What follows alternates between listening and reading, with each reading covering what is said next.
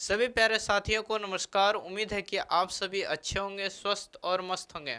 तो फाइनली भाई SSC CPO का ऑफिशियली नोटिफिकेशन आ चुकी है। इसमें क्या कुछ रहने वाला है, age, salary, syllabus, selection process क्या रहेंगे, पूरी संपूर्ण जानकारी देंगे। आप लोग अगर इस चैनल पर नए तो फटाफट चैनल को सब्सक्राइब कर लें। तो हम लोग चलते हैं, सबसे पहले ऑफिशियली नोटिफिकेशन देख लेते हैं एसएससी सीपीओ का। चलिए, इसमें क्या कुछ बताया गया है। 4 मार्च से लेकर फॉर्म स्टार्ट है और अंतिम डेट 28 मार्च तक चलने वाला है। इनके बीच में आप सभी को फॉर्म फिलअप करना है। अंतिम डेट 28 मार्च है। क्लियर है। 29 मार्च तक आप लोग अप्लीकेशन फ़ी पेमेंट कर सकते हैं। सबसे पहले आप लोग एसएससी का फॉर्म फिलअप करने में किसी प्रकार से गलतियां ना करें। अगर किसी प्रकार से हो भी जाए तो वो 30 मार्च से लेकर 31 मार्च तक फॉर्म में आप करेक्शन कर सकते हैं। 1 डे आप सभी को मिलेगा फॉर्म में करेक्शन करने के लिए। सबसे पहले इसमें ज़्यादा नोटिस और ध्यान देने वाला बात क्या है कि 9, 10 और 13 मई को 24 में एग्ज़ाम होगा। 9, 10 और 13 मई को एग्ज़ाम होगा सीबीटी। भाई फॉर्म भले ही टाइम पर आए या ना आए इससे कोई मतलब नहीं है, लेकिन एग्ज़ाम होंगे टाइम पे। समझ गए? क्लियर है यहाँ तक? चलिए, सबसे पहले हम लोग देख लेते हैं। इसमें दो प्रकार का पोस्ट है।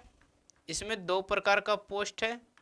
सबसे पहले इसमें कौन सा पोस्ट है? सब इंस्पेक्टर जीडी सीएपीएफ, जिनको कि हम लोग कहते हैं। और दूसरा है दिल्ली पुलिस सब इंस्पेक्टर। तो जैसे कि हम लोग देखते हैं जीडी में सीआईएसएफ, बीएसएफ, सीआरपीएफ, तो उसमें कांस्टेबल पद पर हम लोग भर्ती होते हैं। और इसमें क्या है कि सब इंस्पेक्टर यानी डायरेक्टली एसएससी सीपीओ के थ्रू भर्ती होते हैं। ये लेवल 6 में आते हैं। अच्छी खासी मानी जाती है, सैलरी भी आपको अच्छा खासा मिल जाएगा। चलिए, क्लियर है। इसमें देख लेते हैं कि दिल्ली पुलिस मेल कैंडिडेट के लिए 125 वैकेंसीज है और फीमेल कैंडिडेट के लिए 61 वैकेंसीज है।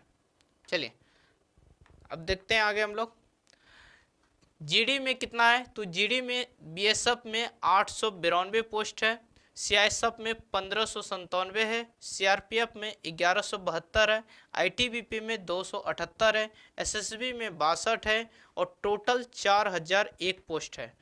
तो इसमें सबसे ज़्यादा पोस्ट कहाँ पर है? वो है सीआईएसएफ में 1597 पोस्ट है। इससे जो पिछली बार आई थी वैकेंसी एसएससी सीपीओ का, उसमें इतना ज़्यादा सीआईएसएफ का पोस्ट देखने को नहीं मिला था। इस बार इसमें सबसे ज़्यादा पोस्ट है सीआईएसएफ में। तो आप लोग देख लें कि किस कैटेगरी में कितना पोस्ट है और किस प्रकार से आपको फॉर्म फिलअप करना है। चलिए, आप लोग देख लीजिए। इसमें सबसे ज़्यादा ध्यान देने वाला बात क्या है कि दिल्ली पुलिस में जो भी फॉर्म फिलअप करेंगे, दिल्ली पुलिस में उनके पास मेल कैंडिडेट के लिए, ओनली मेल कैंडिडेट के लिए एलएमबी लाइसेंस होना अनिवार्य है। जब डॉक्यूमेंट वेरिफिकेशन होगा तो उसमें एलएमबी लाइसेंस मांगा जाएगा मेल कैंडिडेट के लिए। इसलिए हमने नोट करके यहाँ पर लिखा है ओनली दिल्ली पुलिस के लिए। ठीक है, चलिए, क्लियर है। अब देख लेते हैं नेशनलिटी इंडियन होना चाहिए। क्लियर है। अब एज की बात कर लेते हैं। तो एज 1/8/24 20 से लेकर 25 वर्ष रखा गया है जनरल वालों के लिए। 20 से लेकर 25 वर्ष रखा गया है जनरल वालों के लिए। 1/8/24 तक में आपका मिनिमम 20 और मैक्सिमम 25 जनरल वालों के लिए। बाकी बात अगर आप ओबीसी कैंडिडेट हैं तो 3 वर्ष का छूट मिलेगा। एससी एसटी कैंडिडेट हैं तो 5 वर्ष का छूट मिलेगा। और इसमें जो एज जो काउंट किया गया है वो 2/8/1999 से लेकर, ध्यान दीजिएगा, 1/8/2004 के बीच में आनी चाहिए। चलिए, अब यहाँ पर देख लीजिए, हमने जो बताया यहाँ पर एससी एसटी वालों के लिए 5 साल, ओबीसी के लिए 3 साल और एक्स सर्विसमैन वालों के लिए 3 साल। बाकी बात और भी एज कई प्रकार के छूट हैं, तो इनसे ज़्यादा कुछ ध्यान देने वाला बात नहीं है।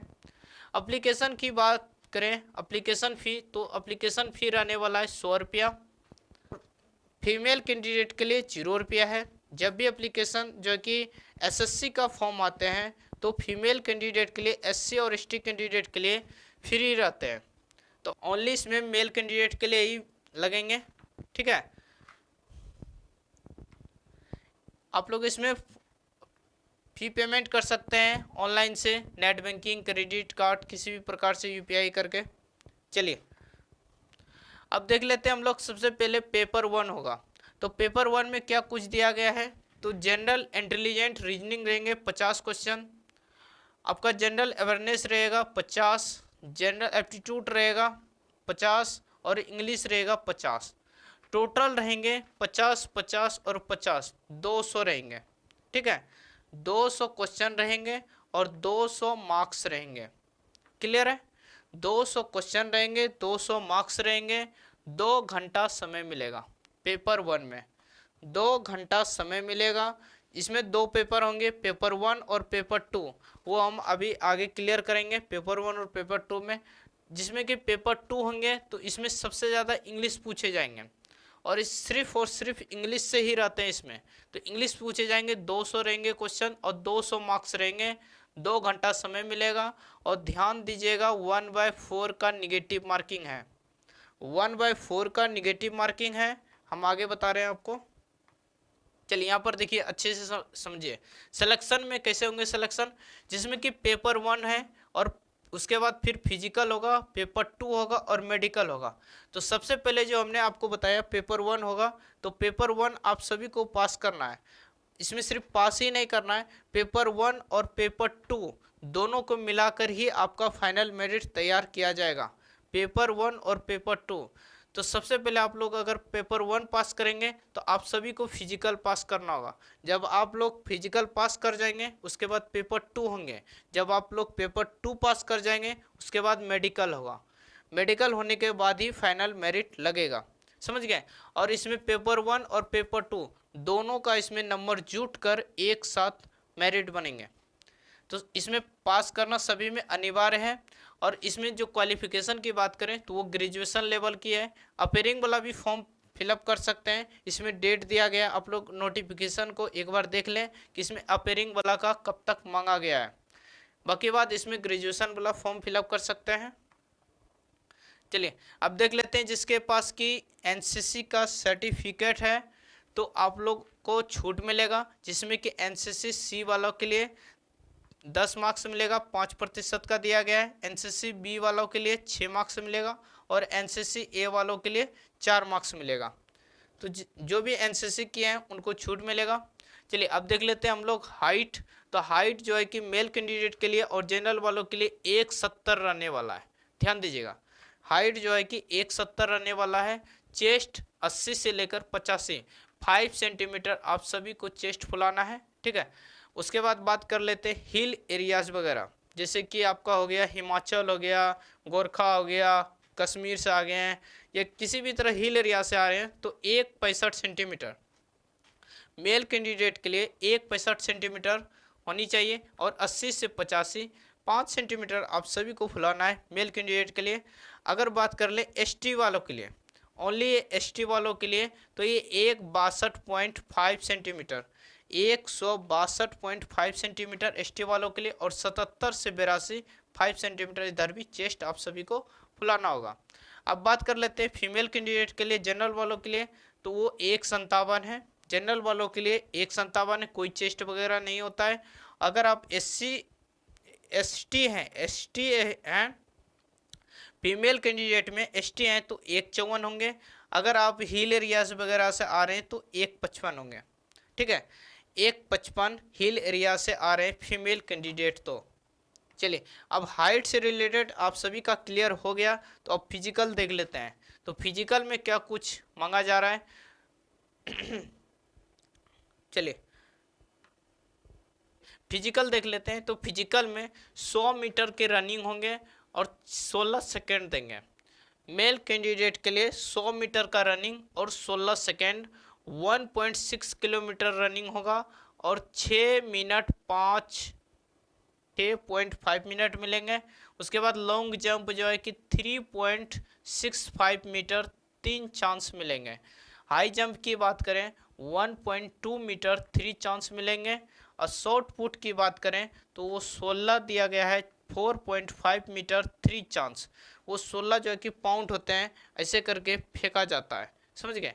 तो वो जो कि फेंकना है और जो कि कितना मिलेगा, 3 चांस मिलेगा। और अब फीमेल कैंडिडेट के लिए बात कर लेते हैं। तो फीमेल कैंडिडेट के लिए 100 मीटर का रनिंग और 18 सेकेंड, 800 मीटर का रनिंग 4 मिनट, लॉन्ग जंप की बात करें 2.5 मीटर 3 चांस मिलेंगे, हाई जंप की बात करें 0.9 मीटर की, तो वो 3 चांस मिलेंगे। यहाँ पर देख लीजिए कंपटीशन कम होगा, क्योंकि इसमें आप लोग सभी लोग ध्यान दीजिएगा, तो इसमें हाइट भी अच्छा खासा मांगा जा रहा है, जो कि सबसे पहले सभी का हाइट होता नहीं है, समझ गए। हाइट भी इसमें अच्छा खासा मांगा जा रहा है। इसमें 2 पेपर होंगे, पेपर 1 और पेपर 2 होंगे। तो आप लोग ऐसे ही कंपटीशन कम होने, उसके बाद इसमें फिर फिजिकल भी होगा, काफ़ी कंपटीशन कम हो जाएगा। तो आप लोग के पास जो भी ग्रेजुएट हैं, तो आप लोग एसएससी सीपीओ का जरूर फॉर्म भरें। चलिए, अब फॉर्म में सबसे ज़्यादा ध्यान देने वाला बात क्या है कि आप लोग ये जो है कि फ़ोटो का विशेष ध्यान रखें।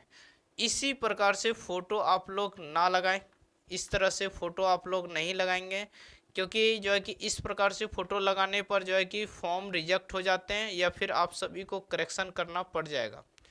और करेक्शन जब भी आप एसएससी का करेंगे तो उसमें एप्लीकेशन फ़ीस ज़्यादा लगता है, ध्यान दीजिएगा। तो फ़ोटो जो लगाना है क्लियरली कुछ इस तरह से फ़ोटो लगाना है, इस प्रकार से फ़ोटो आप सभी को नहीं लगाना है। जब भी मैं एसएससी का वीडियो बनाता हूँ तब मैं बताता हूँ कि इस प्रकार से आप सभी को फ़ोटो नहीं लगाना है, ठीक है, क्लियर है। अगर वीडियो पसंद आया हो तो चैनल को लाइक और सब्सक्राइब करें और शेयर करें। तो मिलते हैं किसी नेक्स्ट वीडियो में, तब तक के लिए जय हिंद।